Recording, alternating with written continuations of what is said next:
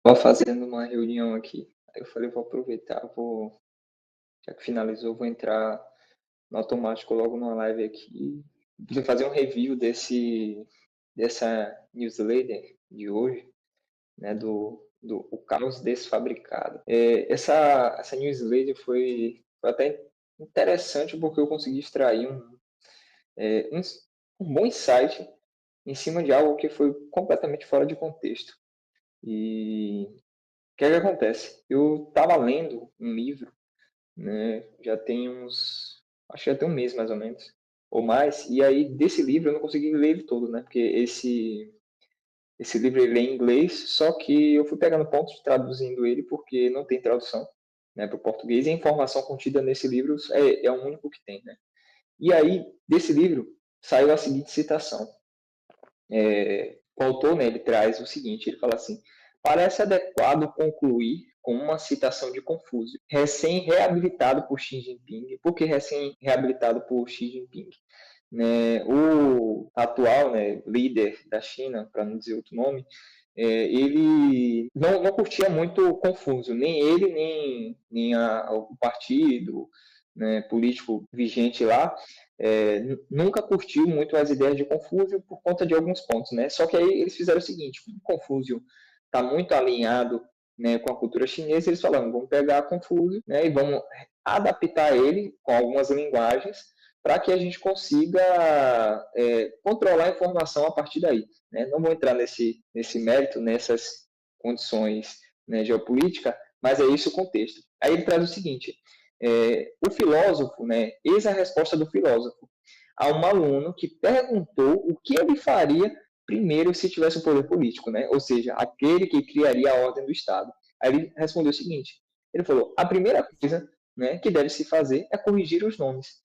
Né? E você fala, pô, mas o contexto disso dentro da dinâmica de repertório, pensamento crítico, capital intelectual, inteligência de negócios ou construção de projetos, né, que sejam rentáveis e que sejam de alto valor. Quando eu digo alto valor, eu digo que é algo que transforma a vida de alguém, não é um produto vendido de qualquer forma, né? E é o seguinte, corrigir os nomes é a primeira coisa que você tem que fazer. Quando você vai lançar um produto, por exemplo, ou um serviço, ou o seu projeto, né? Eu não gosto de falar produto ou serviço, porque isso aí vai depender, né? Pode ser que seja um projeto e o camarada demore um ano para poder lançar um produto, né?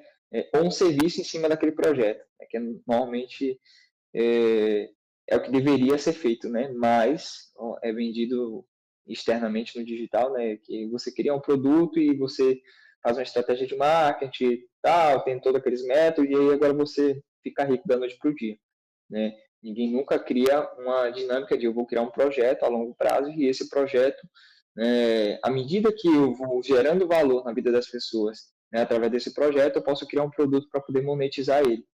É a chave, né, para você criar alguma coisa que seja de valor a longo prazo e que realmente transforme a vida das pessoas, mas que também não venha o caso entrar nessa condição. Aí eu coloquei o seguinte ponto aqui. Eu falei, ou seja, né, não tem como isso não virar um insight. Por que não tem como virar um insight? Porque é muito claro.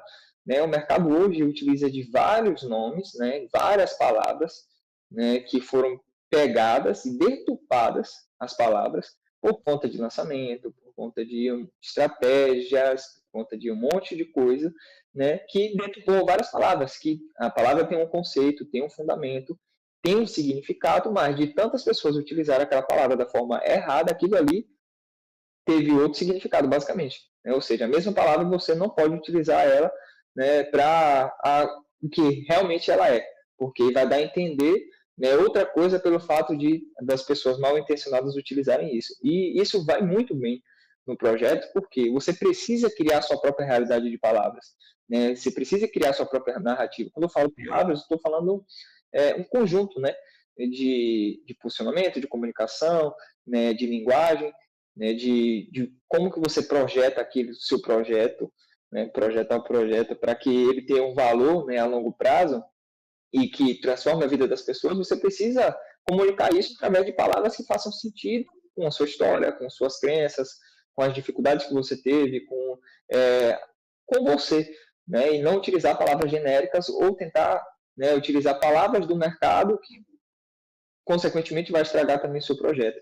E foi basicamente essa reflexão, não tem muito, o que extrair disso, porque é justamente um insight, algo que seja provocativo para que você pare e pense, pô, será que realmente eu estou utilizando as palavras corretas para definir aquilo que eu faço? Ou eu estou utilizando um emaranhado, né, de caos de palavras da internet, né, para definir algo que é único, né, que é algo que é, poxa, é de valor. Então, foi basicamente isso que eu trouxe. Né? E outro detalhe também que eu coloquei é que, pô, a linguagem que você utiliza realmente reflete você ou você só fica no copia e cola de IA? Né? Utilizar um prompt de IA.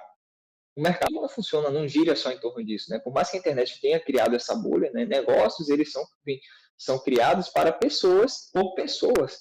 Né? E isso tem que fazer sentido para o cérebro humano. Né? E muitas vezes aquelas copies que são feitas com IA, aqueles textos, aquelas propostas de valor, aquelas coisas todas que são produzidas hoje com um clique por IA, mas que seja fácil e rápido e atrativo, mas que, do ponto de vista, se você quer criar algo que seja de valor e que faça sentido a longo prazo e que realmente, né, não acabe com sua vida, você tem que parar de utilizar isso.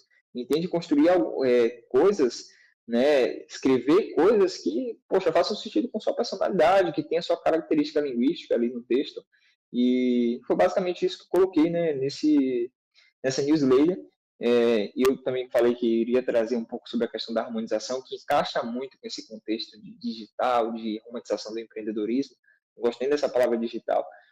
Não a palavra em si, né, e não o que é o digital, mas a forma como pegaram e utilizaram essa palavra da forma errada, que cria um pouco de desconforto. Não sei se é só comigo isso, né? Eu acredito que com outras pessoas também. Então, tudo isso poxa, é básico, né? E a gente pensar e refletir, né, e mudar as palavras que a gente utiliza para que a gente possa encaixar melhor aquilo que a gente faz, é a primeira coisa que deve ser feita. E basicamente foi isso que Confúcio pensou e foi basicamente isso que a China tem feito aí nas últimas décadas para poder garantir, né, o controle social ali da população através do instrumento político. Né? Não vou entrar nesse caso também. E, então, assim, é basicamente essa dinâmica, não tem muito o que falar. Lembrando que essas lives aqui não é para fazer sentido, né? É um arquivo, algo que eu para poder extrair ali coisas que estão no meu pensamento e fazer esse tipo de review aqui. Né? Se for interessante, bom. Se não for, também vou continuar fazendo do mesmo jeito. E algumas provocações também, coisas que eu vou falar que também algumas pessoas não vão gostar e não tem nenhum problema. Né?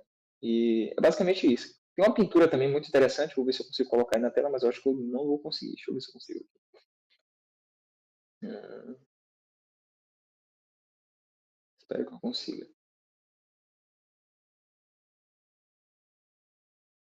Essa aqui. Essa pintura aqui ela é muito interessante porque é uma pintura de Pang lá, do final do século XX, né? E é uma pintura que foi utilizada como propaganda chinesa por muitos anos, né? Tem aqui um pai, uma mãe, um filho, né, lendo o livro. Esse livro aqui que está sendo lido é o livro do presidente Mao, à época Mao Tse Tung, enfim, aquele que tirou a vida de milhões de pessoas. Né? E essa propaganda, né, política, que é utilizada nessa pintura para propaganda política, fala assim: obedeça às suas palavras, ou seja, obedeça às palavras do livro. Né? É um elemento iconográfico muito icônico da propaganda chinesa que foi muito utilizado e que eu resolvi colocar aí, que faz total sentido com essa dinâmica de você mudar as palavras. Né? E eu também, porque a pintura é interessante colocar. Eu estou meio que assim, não viciado, mas com a mania de sempre puxar uma pintura assim para poder colocar, porque é interessante, a pintura ela transmite uma linguagem, ela passa um significado e às vezes só o texto, né, não é tão legal, mas fica aí a nível de repertório e cultura. Ó. A pintura da propaganda chinesa à época, no início do século XX aí. E é basicamente isso. Né? Essa questão de mudar as palavras e obedecer à cultura é basicamente uma estratégia que eles utilizam lá para poder fazer propaganda. Né? Quem sabe depois eu posso abordar algumas coisas de geopolítica aqui nesse YouTube. Não sei, talvez. Se fizer sentido com essa dinâmica de negócios, sim. Se não, eu acho que talvez só vai ser só perca de tempo. Mas é basicamente isso. Uma revisãozinha aí do que eu tinha escrito, né? E por que eu tinha colocado isso. Mas tá aí. Fechou. Vamos encerrar aqui.